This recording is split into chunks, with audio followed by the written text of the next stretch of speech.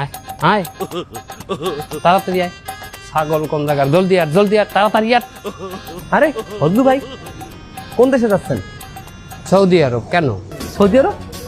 কিন্তু এই যে আপনার সাথে এরা কারা? ওরা আমার ব্যাগ ট্যাগ টানে আর কি। মানে আপনি তো বিরাট সফল ব্যক্তি হয়ে গেছেন, ব্যাগ টানার জন্য 2টা মানুষ নিয়ে যাইতেছেন বিদেশে। তাই এই প্লেন ভাড়াটা আপনার নষ্ট হবে না? না, কোনো লস নাই, আমি বিক্রি করি, এটা উড়ে গেলাম।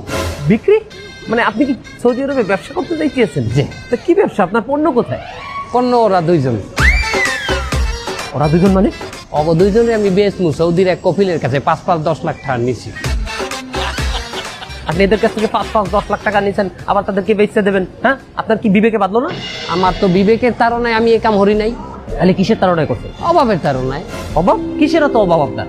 আমার না, দেশের অভাব। দেশের অভাব না, দেশের অভাব মানে? দেশের অভাব বুঝেন না? দেশের দেন অভাব অনটন।